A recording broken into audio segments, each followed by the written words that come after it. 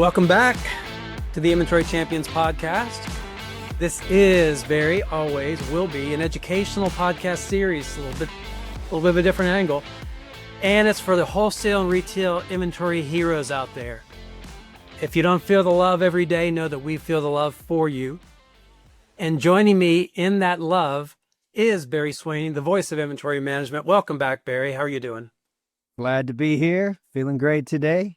Well, you're looking more champion than ever, and that's a good thing because this episode it's part of the 6 we're doing, for all audiences, executive right there to the inventory pros. And this one is the role of the champion. The role of the champion, a lost art in many worlds, but it's never lost its importance. This goes back decades. Back in our early E3 days, we realized that every inventory team, whether you're using an advanced system or not, really, but even more so if you're using an advanced system, but every inventory team, they need a point guard. They need a point person. It's not the head of inventory. It's the role we initially called, this was my fault, project manager. But project is short term, right? Yeah. So the Z-Man, Ron Zentarski, an old buddy from the community, said, well, we changed your term to the role of champion. I'm like, well, so will we. So yes.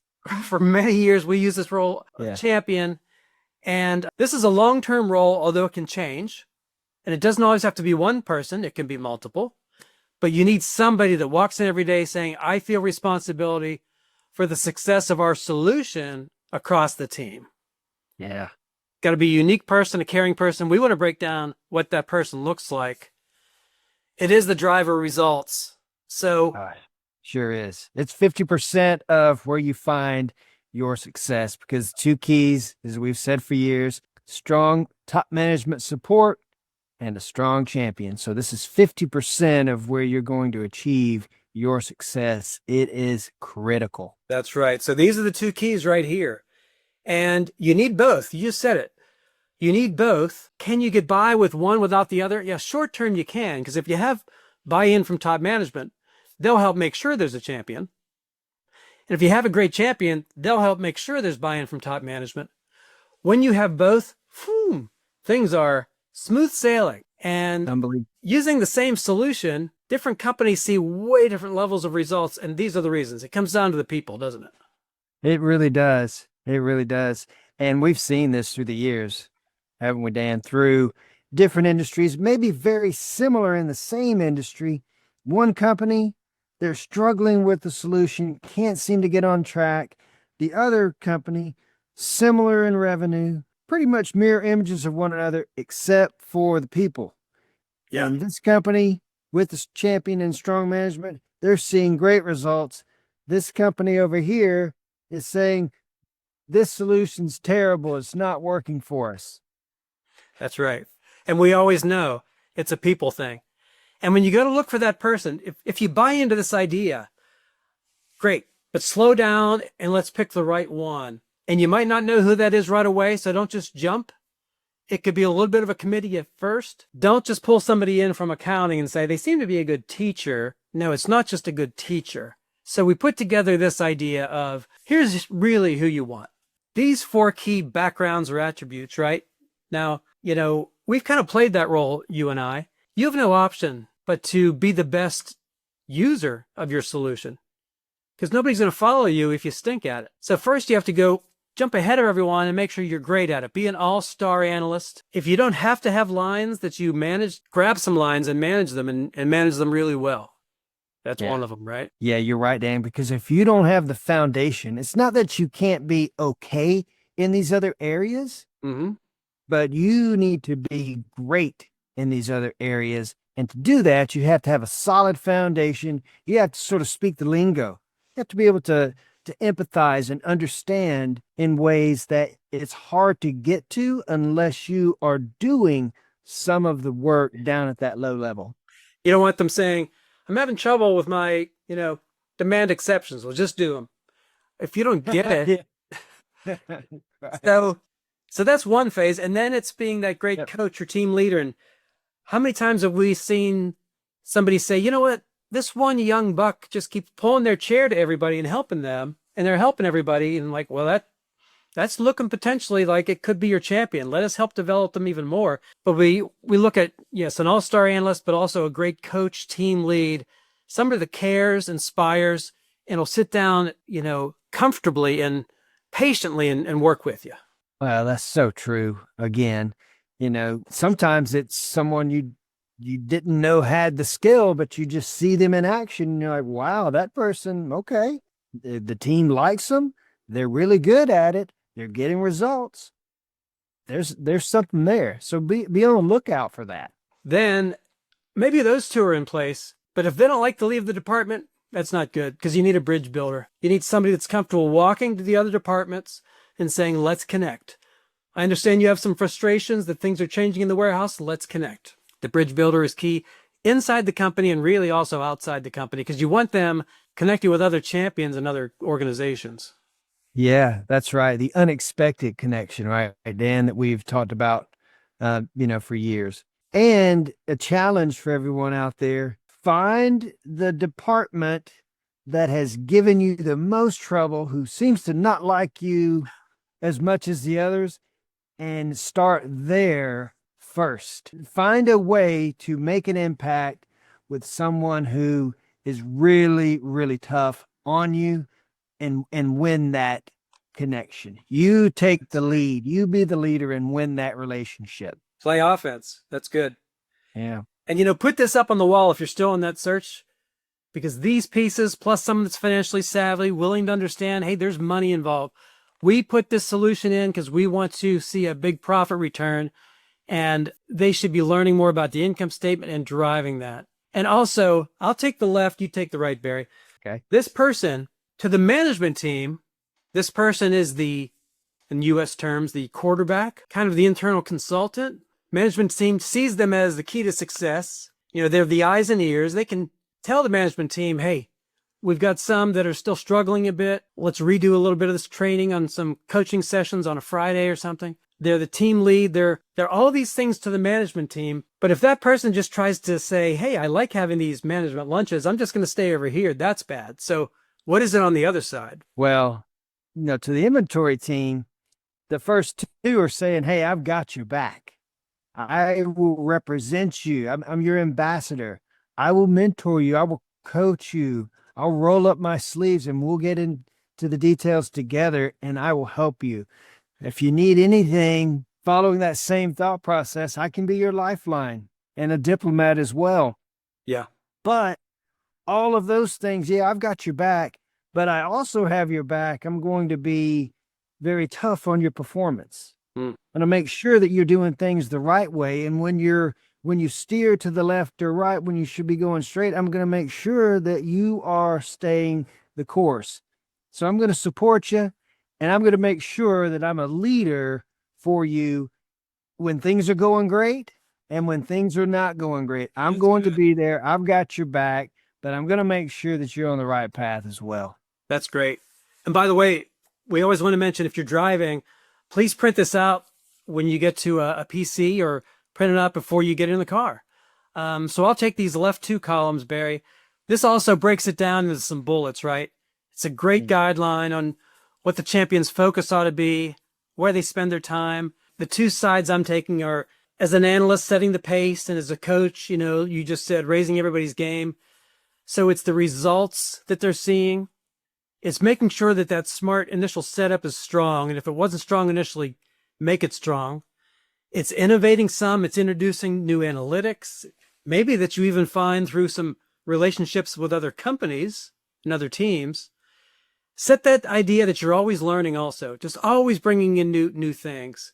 And never be afraid to know that part of this role is just chair side guidance, pulling the chair up, because we have some in the industry that have this great knowledge, especially of their industry, but they're not as comfortable with the newer tools. That chair side help can really be maybe the most important thing you do. And the education should never stop. We mentioned that in one of the recent podcasts, ongoing development. And I'll say this as the last one: strengths-based development. You might find that this certain inventory analyst is really strong with seasonal profiles. Have them do a session for the rest of the team. They'll find great pride in doing that. So those are a couple. Well, they sure will. And Another area they're going to find great pride in is on the financial side of the business, where they have a strong impact. Meaning, we've said this in several other podcasts, in everything you do, think financially. In every decision that you make, think financially, because it will make your decision making so much stronger. So when you talk about thinking financially, you can think of some basic things like focusing on your results of service and forecasts and your inventory and things like that. Okay, we can focus there, but do what others have done and take it to a completely different level. Start looking at ways to increase your margins. Increasing your margins by making sure that you're taking advantage of the lost science of deal buying and investment buying. Yeah. And looking at the operations side of your business, meaning that do we have POs? Are we managing the flow of POs with the warehouse in a great way? Or are we just thinking that's just a warehouse issue? It's not really my cup of tea, so to speak. You got to be thinking of those things in addition to the basic things. But the main thing is just to be thinking financially, and naturally the thoughts will start rolling through your head and you'll be excited about the opportunities that are out there. The area of partnering or reaching out, which is the other area on the right here, man, it's one of my favorites. And you know why it's one of my favorites, Dan? It's because it was one of the toughest ones when I was a champion, because initially I was terrible at it. I was really good at working with my team, but oh man, reaching out to someone on the merchandising side of the business, product management side, or even on the warehouse side, that was a scary thought for me. Like we said in an earlier podcast, greatest time to grow is when you are uncomfortable in what you're doing. Right. And those times of being very uncomfortable helped me to grow, as it will you. So reach out, make those unexpected connections. Right there, it says establish key partnerships. One of those can be with an unexpected connection.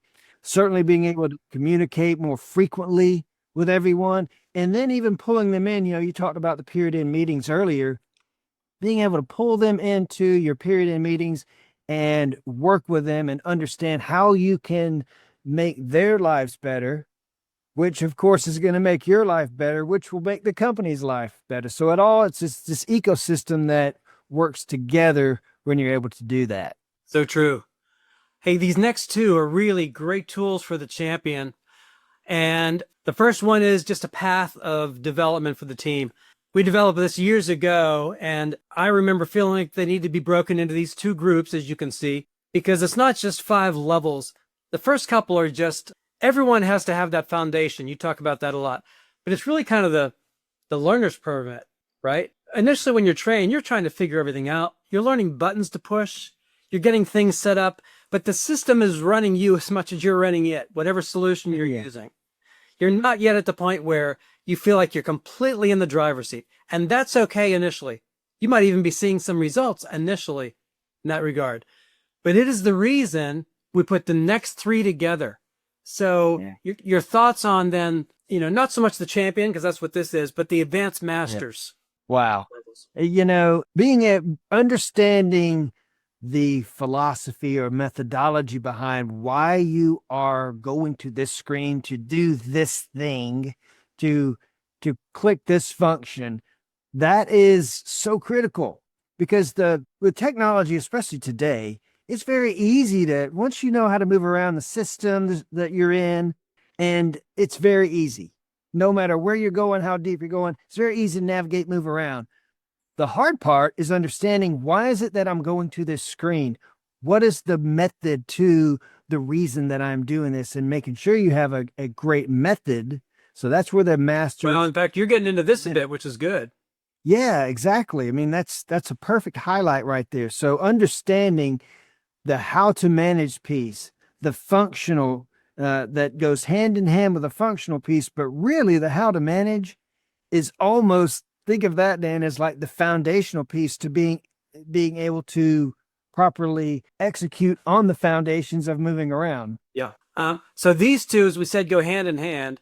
I always thought, Barry, that the advanced seminar is where you truly understand how it came up with that suggested order quantity of 100. There was no longer any question of how it occurred. You could see how it occurred. And then the masters was fixing your own issues. So it's one thing to know, okay, I know how it's thinking. If something's going wrong, I don't have to turn to my champion. I don't have to turn to Barry Swaney. I can fix my own engine. And that's where you have that mastery level. And that's where you want to be. And how do you get there? By great teaching. Sorry. And, we've lived with this philosophy of teaching, and we want every champion to do the same. Don't just say push the button, as you just said. Yeah. Here's why we're doing it. Right. So you're always learning, guys. Like we said in an earlier podcast, you are always learning and growing. You are never staying the same. You're declining if you're not learning and growing. And this is the picture that you need to sear into your mind for that learning and development that you need. So you see, the champion, you have a lot of responsibility. It's not just you becoming that master. It's helping the team master things through the smart way of doing things. But really, you have to take the lead also in analytics. You cannot live in your department on Excel. It just can't happen. With strong analytics, Barry, you and I put these 4 words together, and we think they are rock solid. Yeah. You turn your data into stories. You turn your stories into action, and your action becomes results. And most people don't take their enormous amount of data and turn it into stories. And we want to make sure every champion can take a lead in not just running good analytics, but building some of their own, knowing what it means. In this case, a company of 124,000 SKUs knows that it all boils down to one number of 11 days of safety stock, which all relates to one day of inventory is 9.2 million. For every day I go up in safety stock, I go up 9 million. You want analytics to scream to the team and to the company, here's what's happening. Don't let anybody else be the lead on it. Champion, you take the lead on it. And executives, make sure you have a champion taking the lead, and they will, from this, move from the hidden corner to the center of the company. Barry, can you think of a better way to put yourself in the center of the company than getting a handle on analytics and pushing them out to the organization? No way. No way. Being able to tell a story, like you just showed there, again, it goes back to thinking financially. And thinking financially, you have to understand what the income statement looks like, what the impact of your decision-making is. And understanding that, again, helps your decision-making be so much crisper. I mean, you are just on top of your game. But you can't paint a picture like that, diving into an Excel spreadsheet and looking down the list. It doesn't tell a story. Yeah. It tells you weeds and details. And I might be able to find a thing or two, but what is this whole thing telling me? And what does my inventory portfolio look like? That's where, as a champion, you have to be able to then communicate that to your team so that you're all thinking financially, and then you're all working as investors of your inventory portfolio. So with that in mind, imagine this.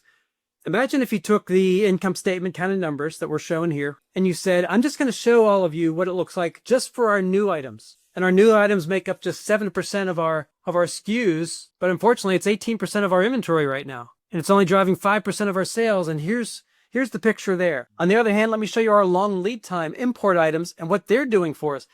When you start to do that, it just takes things to another level, and that's what we're talking about here. Right. And to add to the champion's responsibility, the most important thing that happens every month, your monthly inventory owners meeting, name it and brand it however you want. It has to happen. We like to show it in a picture like this, right? Where you have the inventory analysts are there, maybe the VP of the team is here, but the team champion is right here, really kind of running things. And maybe you've pulled in the head of warehousing as a guest partner for this month. You run this well, it'll change everyone's life in the room, and it'll change the perception of the department throughout the company. It will. For some of you now who are doing this, you know what we're talking about. You understand the impact that this has made within your department, with your team members, within your entire company. But for those of you who haven't done it, here's our challenge to you. Do whatever you have to do to eliminate the noise around what's preventing you from doing this, because you have to do this. You absolutely have to do this. This is non-negotiable.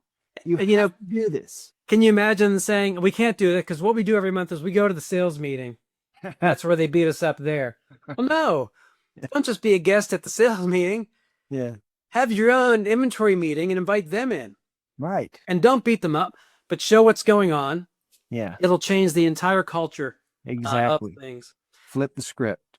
You've done it a lot, I know, and we can help companies get going with it. We can give them an agenda and a layout. And you've said before, first couple of times, it's a little bit awkward, but Yeah, which is natural.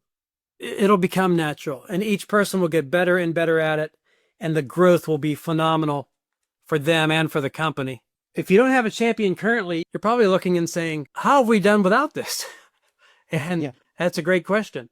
So consider what can happen when you have this role. We have so many pieces of materials we are happy to share with you. It's a session we knew we had to get out there right away. It says episode 4. Don't worry about the sequence. Just know that this is a critical thing and will help you in any way to find that right person. I second everything he just said. And again, the challenge a moment ago for you was to do whatever you can to start having those meetings, and then taking it a step back. If you're not a company that has a champion, start taking these steps to get a champion, because it, just like that monthly meeting, it's non-negotiable. You have to do this, guys. Remember, the 2 keys to your success when we started this conversation here: top management, strong involvement, and a champion. You have to have that champion to get you the results that you were promised when you started down this path. Hey, everybody, we've got so many more episodes. Keep tuning in, keep giving us ideas, and we hope you're growing from these, really do. Barry, thanks again. Yeah, thanks, Dan. Thanks, everyone, for tuning in. See you next time. See ya.